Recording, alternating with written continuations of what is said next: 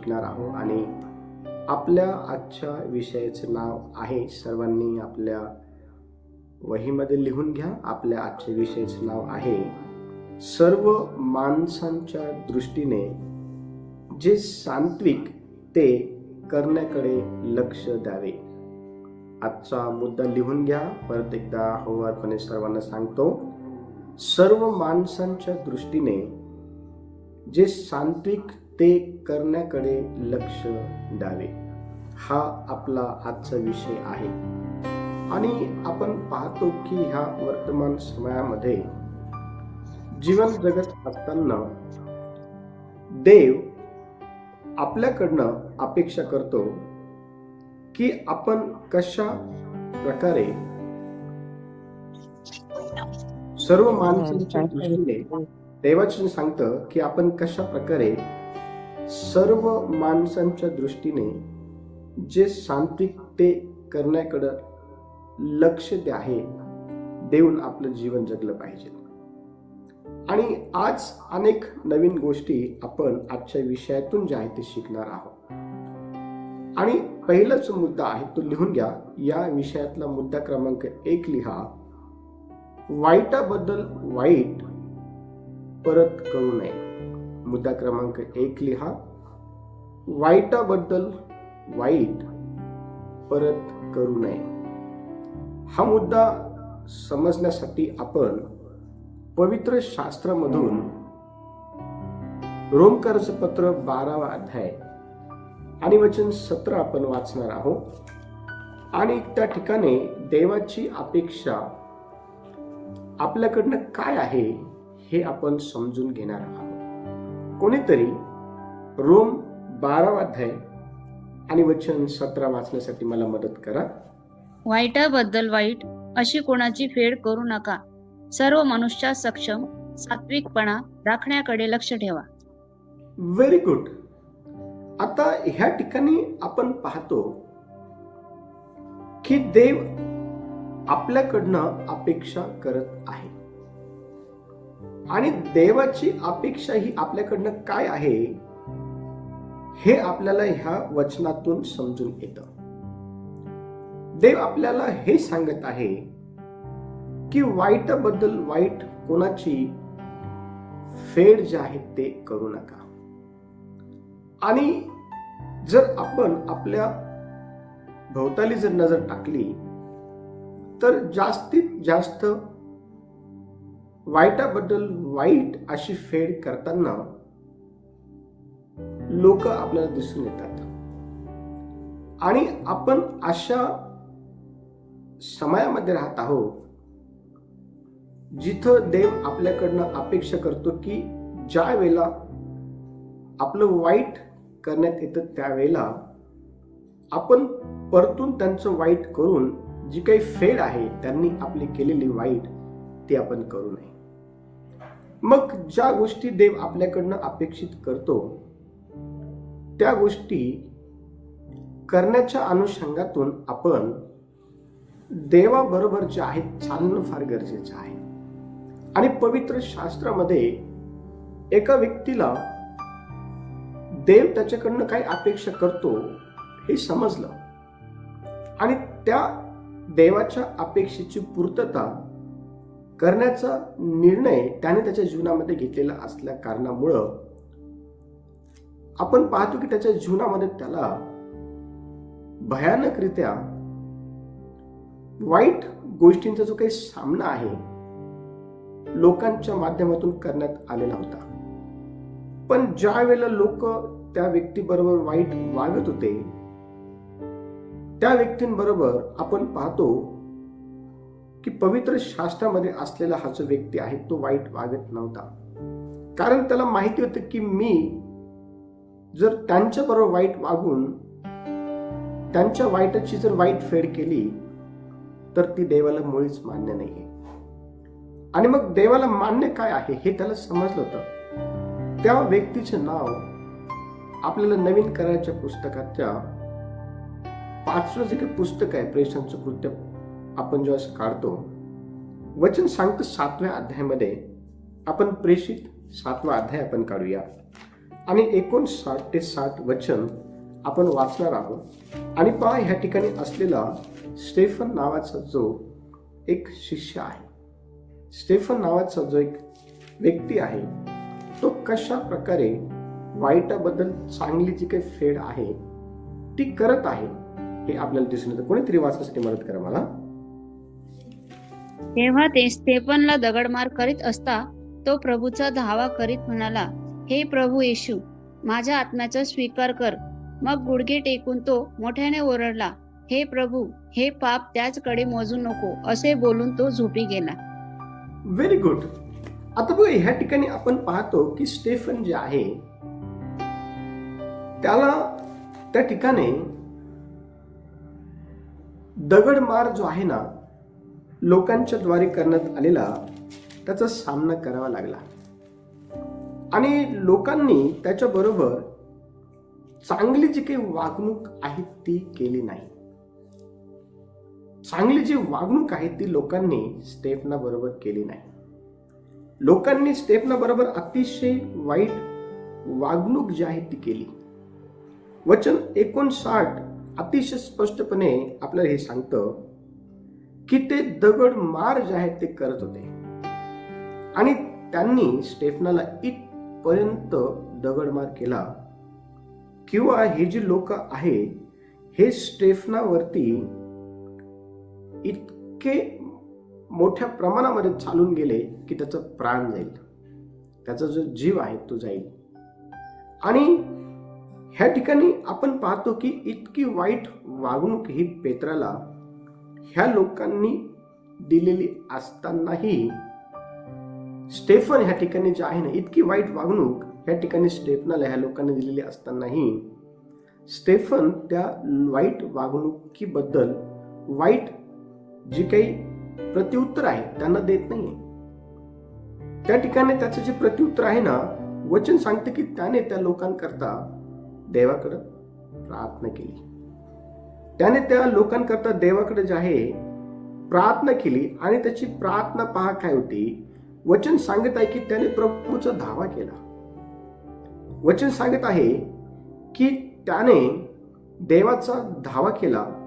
आणि त्याच्या त्या धाव्यामध्ये 2 गोष्टी आपल्याला पाहायला भेटतात. पहिली गोष्ट आपण पाहतो की तो म्हणत आहे की माझ्या आत्म्याचा स्वीकार कर. आणि दुसरी गोष्ट ह्या ठिकाणी आपण पाहतो की तो म्हणत आहे की हे जे त्रास मला देत आहे, हे जे पाप हे लोक दगडमार करून करत आहे ना, हे पाप तू त्यांच्याकडं मोजू नको. लक्ष द्या, देव आपल्याकडनं अपेक्षा काय करत आहे, तर ज्या वेळेला लोक आपलं वाईट करतात त्यावेळेला काय आपण देखील परतून त्यांचं वाईट करून ती फेड त्यांची करत आहो का? का देव आपल्याकडे बघत असताना जेव्हा लोक आपलं वाईट करतात त्यावेळेला आपण त्या लोकांबरोबर चांगलं वागून त्यांच्या वाईट गोष्टीची फेड आपण करत आहोत. देव आपल्याकडनं अपेक्षा काय करत आहे? देवाचं वचन अतिशय स्पष्टपणे आपल्याला ह्या ठिकाणी हे सांगतं की स्टेफना बरोबर अतिशय वाईटरित्या वागणूक ज्या लोकांनी केलेली असताना, बघा वचन आपण वाचणार, आणखीन एक वचन आपण वाचूया. कोणीतरी वाचण्यासाठी मला मदत करा. वचन 57. तेव्हा ते मोठी आरोळी मारून व कान बंद करून एक चित्ताने त्याच्या अंगावर तुटून पडले. Very good. आणि वचन 56 वाचा. त्याचे हे भाषण त्यांच्या अंतःकरणास इतके झोंबले की ते त्याचवर दात ओठ खाऊ लागले. बघा किती स्पष्टपणे ठिकाणी सांगितलेलं आहे. स्टेफनाला त्या ठिकाणी लोकांचा दात ओठ खाण्याचा सामना करावा लागला. स्टेफनाला त्या ठिकाणी लोकांचा आपण पाहतो की ते एकजुटीने त्याच्या अंगावर धावून गेले याचा सामना त्याला करावा लागला. स्टेफनाला त्या ठिकाणी त्या लोकांच्या दगडमाराचा सामना जो आहे तो करावा लागला. आणि लक्ष द्या, इतक्या भयानक अशा त्रासाचा सामना ह्या ठिकाणी स्टेफन करत असताना त्याला ही गोष्ट माहिती होती की देव त्याच्याकडनं काय अपेक्षित करत आहे त्या वेळेला, त्या समयाला. आणि बघा वचन सांगते की त्याने त्या लोकांना त्यांच्या वाईट गोष्टींचं प्रत्युत्तर जे आहे ना वाईटाने दिलं नाही. वचन सांगते की वाईटाने जिंकला जाऊ नको, तर बऱ्याने वाईटाला जिंक. आणि ह्या ठिकाणी स्टेफनाने तीच गोष्ट करून देवाला प्रसन्न केलेली आपल्याला पाहायला भेटते. देव आपल्याकडनं काय अपेक्षा करतो? ह्या जगामध्ये राहत असताना देवाने आपल्याला कोणत्या गोष्टीसाठी पाचारलेलं आहे हे आपल्याला समजणं फार गरजेचं आहे. ह्या जगामध्ये राहत असताना देवाने आपल्याला कोणत्या गोष्टी करण्यासाठी निवडलेलं आहे हे आपल्याला समजणं फार गरजेचं आहे. देवाने आपल्याला का बोलवलेलं आहे हे आपल्याला समजणं फार गरजेचं आहे. आणि देवाने ज्या गोष्टीसाठी आपल्याला बोलवलं, ज्या गोष्टीसाठी देवाने आपल्याला निवडलं, ती गोष्ट काय आहे तर ही आपल्याला स्टेफनाच्या जीवनातून शिकायला मिळते.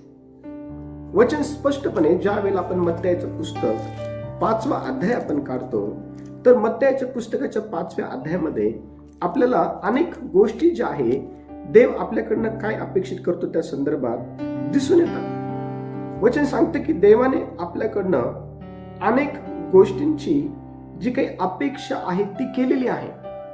जर तुम्ही डोंगरावरील प्रवचन जर वाचलं 5, 6, 7 हे 3 अध्याय मत्तयाचे, तर ह्या ठिकाणी अनेक गोष्टी ज्या देव आपल्याकडनं अपेक्षित करतो त्या आपल्याला दिसून येतात. देवाची इच्छा आहे की तुम्ही वाईटाबद्दल वाईट अशी फेड जी आहे कुणाचीही करू नये. जर वाईटाबद्दल वाईट अशी फेड जर आपण करत आहोत, त्याचा अर्थ हा आहे की अजूनपर्यंत आपल्याला पाहिजे तशी देवाची ओळख जी आहे ती झालेली नाहीये. आणि आपण देवामध्ये नाही तर आपण आपल्या स्वतःच्या इच्छेप्रमाणे अजूनपर्यंत चालत आहोत. आपल्याला ह्या दिवसांमध्ये देवाकडे बघायचं आहे. लोकांकडे बघून जर आपण चाललो तर निश्चित अर्थाने ठोकर लागून आपण पडू. पण जर आपण देवाकडे बघून चाललो तर मुळीच आपल्याला पडण्याचा अनुभव येणार नाही. कारण देव हा आपल्याला यशायाचं पुस्तक 41व्या अध्यायानुसार सांगतो की मी माझ्या लोकांना माझ्या नीतिमत्वाच्या उजव्या हाताने सहाय्य करेल. देवाचं सांगतो स्तोत्र संहितेमध्ये की तुझा देव परमेश्वर हा तुझ्या उजव्या हाताला तुला सावली सारखा होईल. आणि देव हा ह्या दिवसांमध्ये आपल्या जीवनामध्ये आणखीन जास्त जे आहे आपल्याला समजावं किंवा देवाने आपल्यामध्ये कार्य करावं, यासाठी आपल्याला देवाच्या आपल्याकडनं अपेक्षा काय आहे त्या जाणून घेण्याकडं आणि त्या पूर्ण करण्याच्या अनुषंगाने वाटचाल करण्याकडे आपल्याला लक्ष देणं फार गरजेचं आहे. आपण देवाने निवडलेले लोक आहोत. देवाने आपल्याला ह्या जगापासून वेगळं केलेलं आहे. का केलं आहे वेगळं? आपण जगाच्या राहाटीप्रमाणे चालावं यासाठी नाही, तर आपण देवाच्या वचनाप्रमाणे चालावं यासाठी देवाने आपल्याला वेगळं केलं आहे. आणि तुमच्यातलं वेगळेपणा हा लोकांना दिसावा आणि लोकांनी ओळखावं की तुम्ही देवाचे लेकर आहात. देवाचं वचन स्पष्टपणे आपल्याला सांगतं की तुमचा प्रकाश लोकांसमोर असा पडू द्या की त्यांनी तुमची सत्कर्मे पाहून स्वर्गातल्या देवाचं गौरव करावं. ज्यावेळेस लोक तुम्हाला त्रास देतात, ज्यावेळेस लोक तुमचं वाईट करतात, ज्या वेळेला लोक हे तुम्हाला न आवडणाऱ्या गोष्टी करतात, त्यावेळेला त्या लोकांना देखील आपण त्याचप्रमाणे वागणूक द्यावी अशा प्रकारची जी काही आपली इच्छा असते ती आपल्याला उकसवते. पण लक्ष द्या, त्यावेळेला आपण थांबणं गरजेचं आहे आणि देवाचं वचन आपल्याला काय सांगतं हे आठवून त्याप्रमाणे करणं गरजेचं आहे. स्टेफनाला देवाचं वचन माहिती होतं, जो कोणी तुझ्या एका गालावरती मारतो त्याच्यासमोर दुसरा देखील गाल कर. स्टेफनाला देवाचं वचन माहिती होतं की जो कोणी ना देवाचं माहिती होतं, जर तू चांगलं पेरशील तर चांगलं जाय देऊ. वचन स्पष्टपणे सांगतो ह्या ठिकाणी की स्टेफनाने त्या लोकांकरता प्रार्थना केली देवाकडे आणि म्हटलं की देवा, यांनी दगडमार मला केलेला आहे. देवा, यांनी दाटपोट खाऊन एकजुटीने माझ्या अंगावर चालून आलेले आहे. तू यांना क्षमा कर. हे पाप त्यांच्याकडे मोजू नको. लक्ष द्या, काय आपले विचार असे आहे का? काय आपलं अंतकरण असं आहे का क्षमा करणार? काही आपलं अंतःकरण जे आहे देवाला आनंदित करण्याच्या अनुषंगातून कार्य करणारा आहे का? आजच्या संध्याकाळच्या वेळेला आपण आपल्या स्वतःचं आत्मपरीक्षण करणं गरजेचं आहे आणि आपण आपल्या स्वतःला हा प्रश्न विचारणं गरजेचं आहे की ज्यांनी माझं वाईट केलं, काय मी त्यांचं चांगलं केलं आहे का? ज्यांनी माझं वाईट केलं, काय मी त्यांचं चांगलं केलं आहे का? आणि जर मी केलं नसेल तर या संध्याकाळच्या वेळेला बिछाण्यावर जाण्या अगोदर देवाला हे म्हणणं गरजेचं, देवा त्यांनी माझं वाईट केलं, मी त्यांचं चांगलं केलं नाही, मी पण त्यांचं वाईट केलं आणि ही गोष्ट मी स्वीकारतो, ही गोष्ट मी स्वीकारते, मला माफ कर. पण इथून पुढं ज्यावेळेला लोक माझ्याबरोबर वाईट वागतात त्यावेळेला मी त्यांच्याबरोबर चांगलं वागावं, अशा प्रकारच्या स्वभावाचं व्यक्ती मला बनव. लक्ष द्या, हा स्वभाव देवाचा आहे. प्रभू येशू अतिशय स्पष्टपणे आपल्याला वधस्तंभावरती असताना तो पित्याकडे ही प्रार्थना करताना दिसतो की हे पित्या, यांना क्षमा कर, कारण हे काय करत आहे यांना ठाऊक नाही. लक्ष द्या, आपण लोकांना क्षमा करणार असलं पाहिजे. लोक ज्यावेळेस आपलं वाईट करतात त्यावेळेला आपण त्या वाईटाची फेड बऱ्यानं करणारं लोक बनणं फार गरजेचं आहे. आणि निश्चित अर्थाने देव आपल्याला अशा प्रकारचे व्यक्ती बनण्याकरता मदत केल्याशिवाय राहणार नाही. दुसरा मुद्दा क्रमांक 2 लिहा, सर्वांशी प्रामाणिक वर्तन करा. मुद्दा क्रमांक 2 लिहा, सर्वांशी प्रामाणिकपणे जे आहे ते वर्तन करा. का माहिती का? कारण येशू ह्या भूतलावरती असताना मानव देहामध्ये जीवन जगत होतं त्यावेळेला त्याने सर्वांबरोबर प्रामाणिकपणे वर्तन जे आहे ते केलं. तो कधीही कोणत्याही भागामध्ये आपल्याला चुकीचं वर्तन करताना जे आहे ते दिसून येत नाही. चुकीचं वर्तन करताना आपल्याला येशू हा दिसून येत नाही. देव आपल्याकडनं अपेक्षा करतो की ह्या जगामध्ये राहत असताना आपण सर्वांशी प्रामाणिकपणे वर्तन जे आहे ते केलं पाहिजे. आणि बघा, नीतिसूत्रे 11 अध्याय आणि वचन 1 काय सांगत आहे पहा. नीतिसूत्रे 11 अध्याय आणि वचन 1, खोट्या तागडीचा परमेश्वराला वीट आहे, पण खरे वजन त्याला प्रिय आहे. Very good. खोट्या तागडीचा देवाचं अतिशय स्पष्टपणे आपल्याला सांगतं की खोट्या तागडीचा परमेश्वराला काय आहे? वीट आहे. पण खरे जे वजन आहे ते त्याला काय आहे? प्रिय आहे. लक्ष द्या, देवाची इच्छा ही आहे की ह्या जगामध्ये राहत असताना आपण लोकांबरोबर प्रामाणिकपणे जे काही वर्तन आहे ते करावं. लोकांबरोबर ज्या वेळेला आपण नातेसंबंधामध्ये एक चांगल्या ओळखीमध्ये ज्यावेळेस आपण पुढे चालत असतो त्यावेळेला त्या ओळखीमध्ये, त्या नातेसंबंधांमध्ये देव प्रामाणिकपणा जो आहे तो पाहू इच्छितो. पण आज तुम्ही जर खऱ्या अर्थाने जर लोकांची नातेसंबंध जर बघितली तर त्या नातेसंबंधांमध्ये आपल्याला खरेपणा जो आहे तो पाहायला भेटत नाही. स्वतःच्या फायद्यासाठी तयार करण्यात आलेलं जे काही नातं आहे ते आपल्याला जास्त पाहायला भेटतं.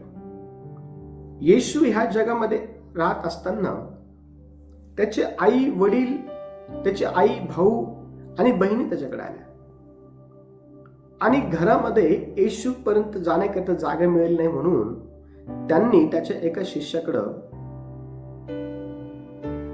एक त्याला निरोप पाठवला आणि ते म्हणाले की येशूला जाऊन सांग तुझी आई भाऊ बहीण तुला भेटण्यासाठी आले आहे. तुम्हाला माहिती का येशूने त्या ठिकाणी काय उत्तर त्या ठिकाणी दिलं?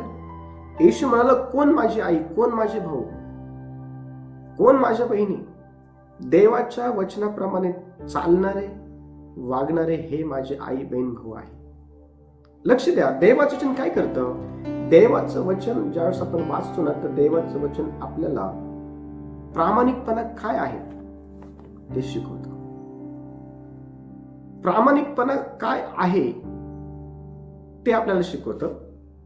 आणि ज्या वेळेला आपण प्रामाणिकपणा शिकतो ना, त्यावेळेला आपलं जे काही नातं आहे इतरांबरोबर ते मजबूत होतं, ते घट्ट होतं.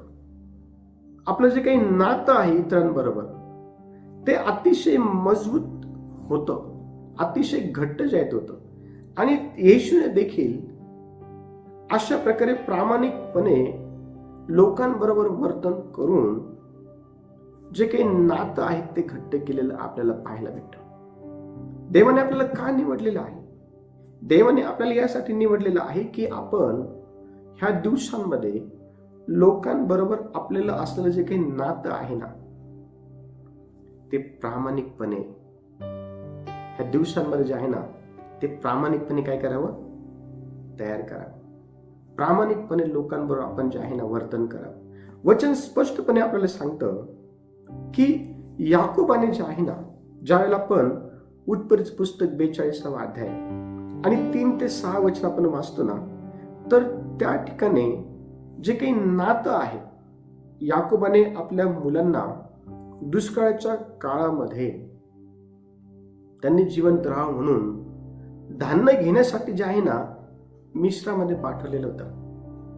आणि पहा, मिश्रामध्ये जी लोक होती त्यांच्या बरोबर नातं जे आहे अधिक घट्ट व्हावं, मजबूत व्हावं, यासाठी काही महत्वाच्या गोष्टी ज्या आहे ना त्या ठिकाणी त्यांनी केलेल्या आपल्याला पाहायला भेटतात. बघा वचन काय सांगत आहे. उत्पत्तीचं पुस्तक आपण काढूया 42वा अध्याय आणि 3 ते 6 वचन आपण वाचूया. मग योसेफाचे 10 भाऊ धान्य खरेदी करण्यासाठी मिस्र देशास गेले. तथापि योसेफाचा भाऊ बन्यामीन यास याकोबाने त्याच्या भावाबरोबर पाठविले नाही, न जाणो त्याला एखादा अपाय व्हायचा असे त्याला वाटले. ह्याप्रमाणे इस्रायलीचे पुत्र इतर लोकांबरोबर धान्य खरेदी करण्यास आले, कारण कनान देशात दुष्काळ पडला होता. योसेफ हा देशाचा अधिकारी होता आणि देशातल्या सर्व लोकांस तोच धान्य विकित असे. योसेफाच्या भावांनी येऊन जमिनीपर्यंत लवून त्यास मुजरा केला.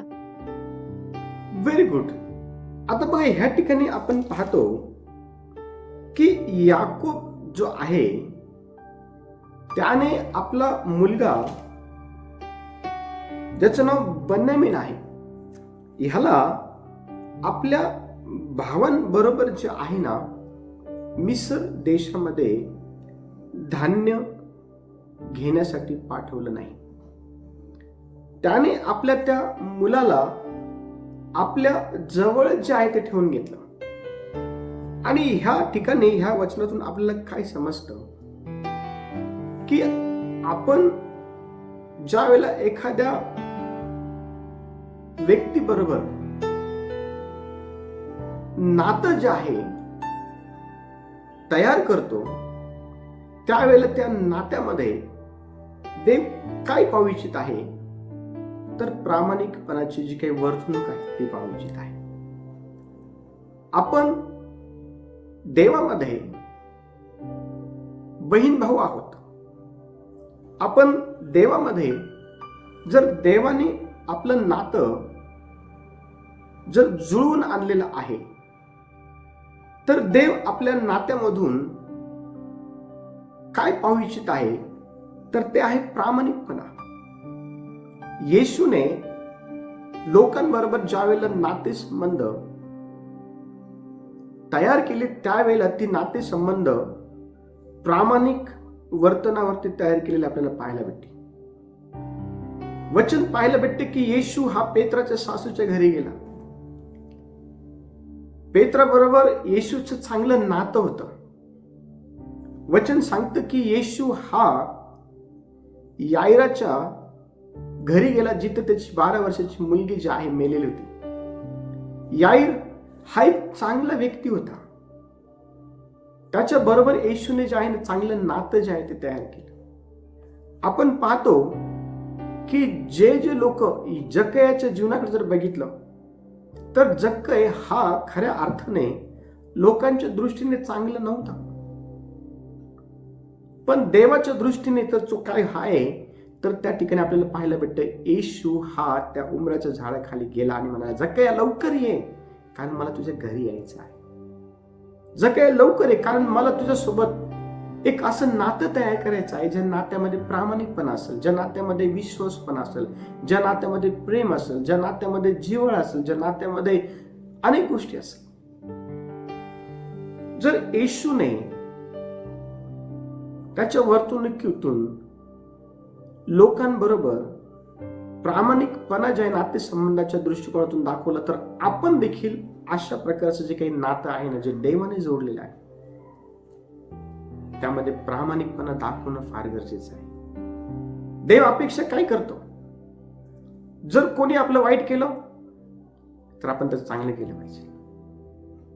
मत्तेचं पुस्तक ज्यावेळेस आपण वाचतो 5व्या अध्यायामध्ये देवाचं वचन अतिशय स्पष्टपणे आपल्याला सांगतं. मत्तेचं पुस्तक 5व्या अध्यायामध्ये आपण येऊया आणि बघा, कोणीतरी मत्तेचं पुस्तक 5वा अध्याय त्याचं 40 वचन वाचा. वचन 40.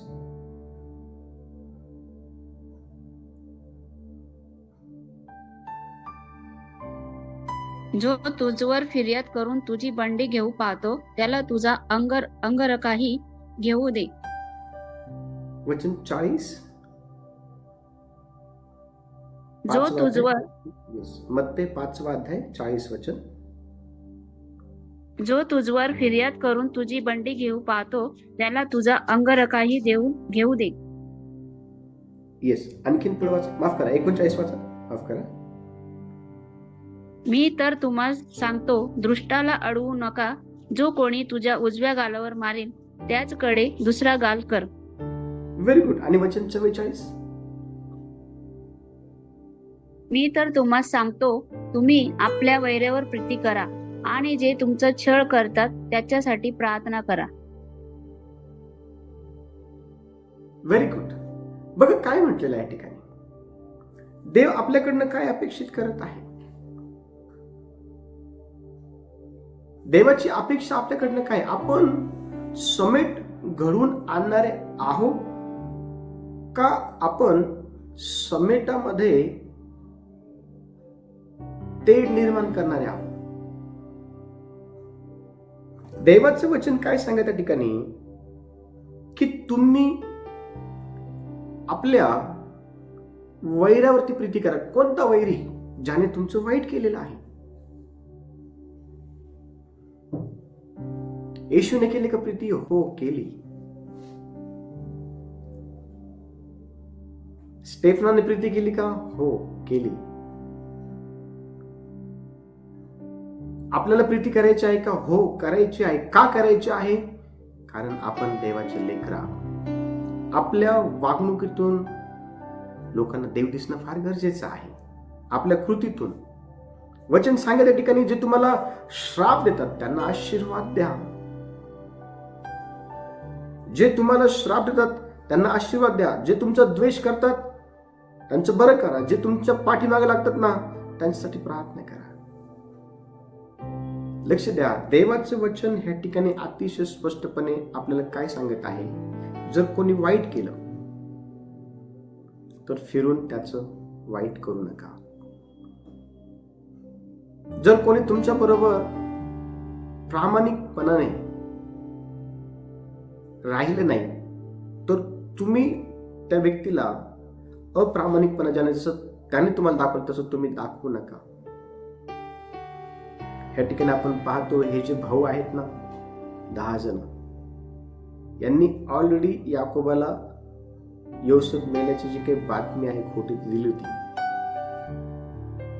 आणि त्याचा म्हातारपणाचा मुलगा तो बेन्यामीन होता. आणि त्याने त्याला आपल्यापासून दूर जाऊ दिलं नाही. त्या ठिकाणी त्याने प्रामाणिकपणे वर्तन करत ते जे नातं आहे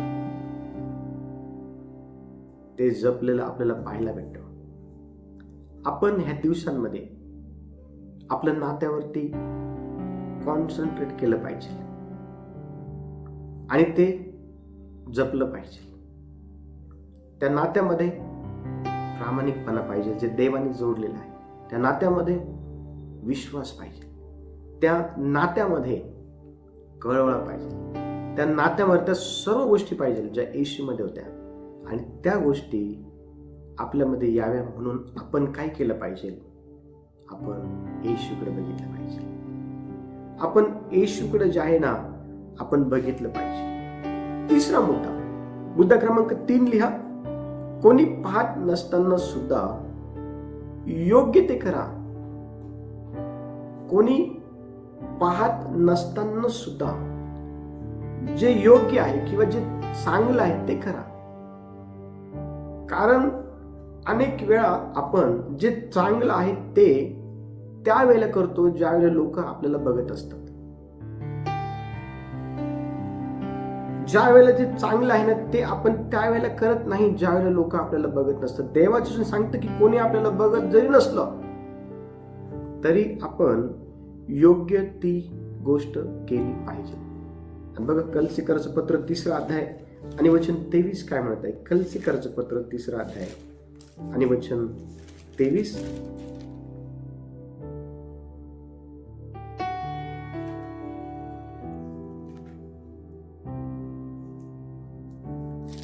कलसीकराचं पत्र 3 अध्याय आणि वचन 23 पहा. आणि जे काही तुम्ही करता ते माणसांसाठी म्हणून करू नका, तर प्रभूसाठी म्हणून जीवे भावे करा. Very good. जे काही तुम्ही करता कुणासाठी करायचं आहे? मागील दिवसांमध्ये आपण आव्हान केलं होतं की थंडीचे दिवस आहे आणि आपण अनेकांना स्वेटर जे आहे ते आपण देणार आहोत. आणि मला आनंद हा वाटतो आणि कौतुक पण फार करूशी वाटतं तुमच्या सर्वांचं की तुम्ही कधीही चांगलं काम करताना मागं हटत नाही. कधीच तुम्ही चांगलं काम ज्यावेळेस करायची वेळ येते त्यावेळेस मागं जे आहे मुळीच तुम्ही हटत नाही. तुम्ही हे जे करतात ना हे तुम्ही कोणा मनुष्यासाठी नाही, तर तुम्ही हे देवासाठी करतात.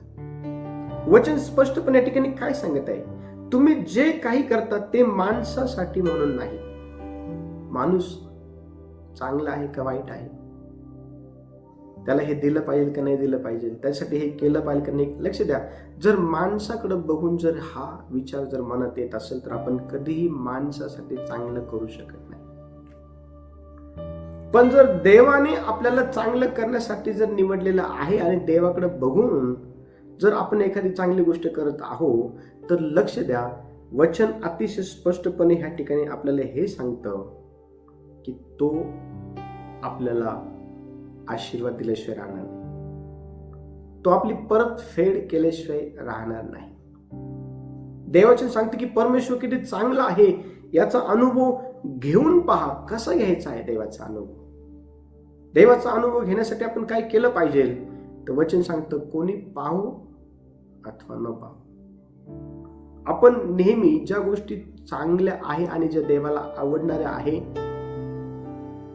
त्या करणं फार गरजेचं आहे. आणि कलसीकराचं लेखक या ठिकाणी हे सांगत आहे, जे काही तुम्ही करता ते माणसासाठी म्हणून करू नका, तर प्रभूसाठी म्हणून जीवे भावे करा. आणि पवित्र शास्त्र आपण पाहतो, दानिएलाचं जे पुस्तक आहे ना, दानिएलाच्या पुस्तकामध्ये आपण पाहतो की 6व्या अध्यायामध्ये 10 ते 13 मध्ये दानिएलाने प्रभूसाठी जीवे भावे त्या ठिकाणी प्रार्थना केलेली पाहायला भेटते. राजाचे जे काही फर्मान आहे ना, दानिएलाने राजाची मनाई असूनही गुप्तपणे नाही तर प्रामाणिकपणे देवाची प्रार्थना चालू ठेवली. त्याने विचार नाही केला की मी राजाची आज्ञा मोडत आहे आणि ती मोडल्यामुळे मला शिक्षा होईल आणि मला शिक्षा होऊ नये म्हणून मी चांगलं काम करू नये. चांगलं काम म्हणजे मी प्रार्थना करू. दानिएलाने असा विचार मुळीच केला. लक्ष द्या, ज्या वेळेला एखादी चांगली गोष्ट करण्याची संधी देव आपल्याला देतो त्यावेळेला त्या संधीचा पुरेपूर फायदा आपण करून घेऊ नये म्हणून अनेक अडचणी येतात, अनेक विचार मनामध्ये येतात. हे करू किंवा नको करू, करू किंवा नको करू, हे करू किंवा नको करू. ज्या वेळेला काहीतरी चांगलं करण्याची संधी देव आपल्याला देतो, त्यावेळेला त्या संधीचा पुरेपूर फायदा घेऊन आपण ती चांगलं गोष्ट करण्याच्या अनुषंगातून जे आहे ना, वाटचाल करणं फार गरजेचं आहे. दानिएलला त्या ठिकाणी हे माहित होतं की राजाने फरमान जे आहे ते काढलेलं आहे. बघा, वचन वाचूया आपण. दानिएलच पुस्तक 6वा अध्याय आणि 10 पासून तर 13 वचन पहा.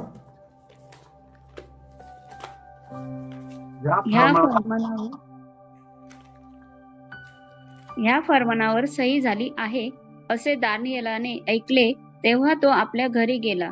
त्याच्या खोलीतल्या खिडक्या यरुशलेमेच्या दिशेकडे असून उघड्या होत्या. त्याने आपल्या नित्यक्रमाप्रमाणे दिवसातून 3दा गुडघे टेकून प्रार्थना केली व आपल्या देवाचा धन्यवाद केला. त्यावेळी ती मनुष्ये जमावाने आली. तो दानिएल आपल्या देवाची प्रार्थना व आराधना करीत आहे असे त्यास आढळून आले. तेव्हा ते राजाजवळ जाऊन त्याने फिरवलेल्या द्वाहीविषयी त्यास म्हणाले, महाराज, 30 दिवसपर्यंत जो कोणी आपणाशिवाय कोणा देवाची अथवा मनुष्याची आराधना करेल त्यास सिंहाच्या गुहेत टाकावे अशी द्वाही आपण फिरवली ना? राजाने उत्तर दिले की मेदी व पारसी यांच्या न पलटणाऱ्या कायद्याप्रमाणे हे निश्चित ठरवले आहे. तेव्हा ते राजास म्हणाले, महाराज, पकडून आणलेल्या यहुद्यांपैकी तो दानिएल आपणाला व आपण सही केलेल्या द्वाहीलाही जुमानीत नाही, तर तो नित्य 3दा प्रार्थना करीतो. Very good. बघा, काय ह्या ठिकाणी आपण पाहतो, दानिएल जो आहे ना, त्याला कोणीही बघत नसताना चांगली गोष्ट ह्या ठिकाणी करताना आपल्याला दिसून येत आहे. आणि वचन सांगतं की त्याने दिवसातून 3 वेळेस प्रार्थना जी आहे जिवंत देवाकडे केली. आणि ही प्रार्थना तो करत असताना त्याने कुठल्याही प्रकारचं जे काही भय आहे ते धरलं नाही. ज्यावेळेस आपण चांगलं काम करतो ना, त्यावेळेला लोक आपल्याला काय म्हणतील याचा विचार हा मुळीच आपण करू नये ते चांगलं काम करत असताना. कारण ते करण्यासाठीच तर देवाने तुम्हाला निवडलेलं आहे. ते करण्यासाठीच तर देव तुम्हाला कळालेला आहे. ते करण्यासाठीच तर देवाने तुम्हाला वेगळं केलेलं आहे. ते करण्यासाठीच तर देवाने तुम्हाला कळवळा दिलेला आहे. ते करण्यासाठीच तर देवाने तुम्हाला उभं केलेलं आहे. लक्ष द्या, तुमचं एक चांगलं काम हे देवाला आनंदित करतं. तुमचं एक चांगलं काम त्या व्यक्तीला देव काय आहे याची ओळख करून देत असतं. ह्या ठिकाणी दानिएल जो आहे ना, दानिएलाने आपण पाहतो की चांगलं काम केलं. काय आहे चांगलं काम? त्याने प्रार्थना केली. त्याला माहिती होतं की राजाने कशा प्रकारचं फरमान जे आहे ते दिलेलं आहे, पण त्याने त्या ठिकाणी मुळीच पर्वा केली नाही. चांगलं काम करत असताना लोक तुमच्याबद्दल काय म्हणतात त्याची पर्वा करू नका.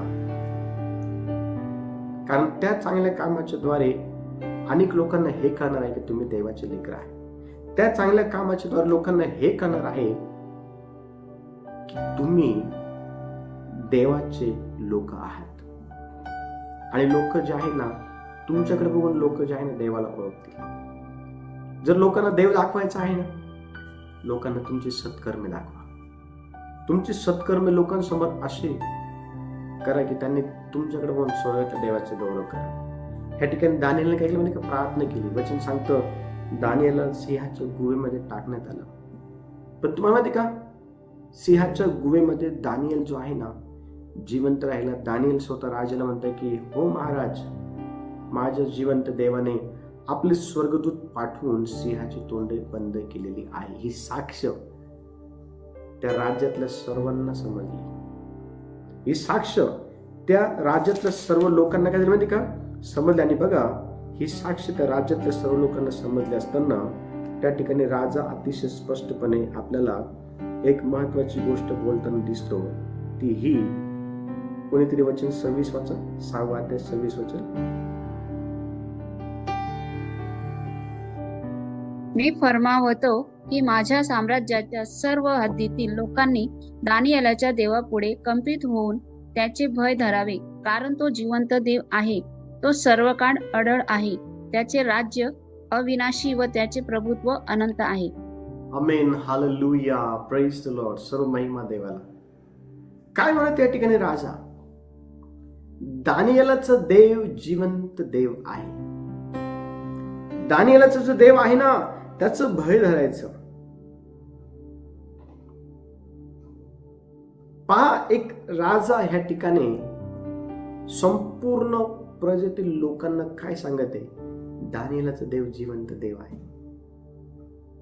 दानिएलाच्या त्या चांगल्या कामाच्या द्वारे त्या राज्यातील लोकांना हे कळालं, राजापासून तर पूर्ण प्रजेला, दानिएलाचा देव जिवंत देव आहे. तुमचं चांगलं काम लोकांना काय ओळख करून देतं? आपला देव हा दयाळू आहे. आपला देव हा प्रेमळ आहे.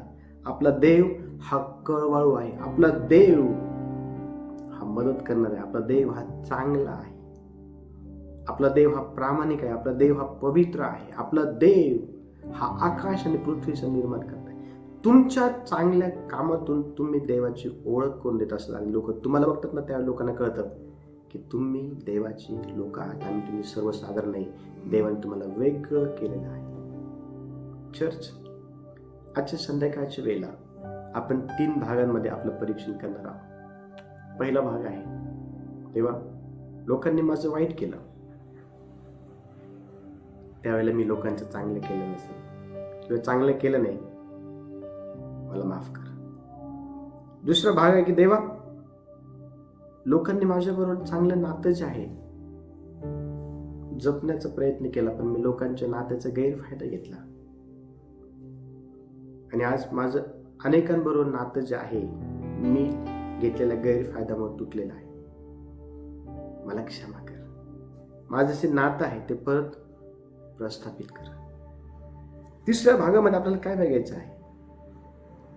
देवा, मी चांगलं काम त्यावेळेला करायचा प्रयत्न केला, त्यावेळेला मी केलं ज्यावेळेला लोक मला पाहतील चांगलं काम करताना, पण मी त्यावेळेला चांगलं काम मुळीच केलं नाही ज्यावेळेस मला बघायला कोणी नव्हतं. मी अशा प्रकारच्या चांगल्या कामाची जे कोणीतरी मला बघल त्यामुळे करायची इच्छा धरली, मला क्षमा कर. आणि मला असं हृदय दे की मला कोणी बघायला नसलं तरी मी चांगलं काम करेल. चर्च, आज रात्रीच्या वेळेला बिछाण्यावर जाण्या अगोदर ह्या 3 गोष्टींकडे लक्ष द्या. यावरती मनन करा आणि देवाला, देवा, तुझी इच्छा काय आहे? मी बदलावं, मला बदल. मी कशा प्रकारचं व्यक्ती व्हावं अशी तुझी इच्छा आहे, मला तसं व्हायचं आहे. देवा, या वचनाच्या द्वारे सर्वांना आशीर्वादित करो.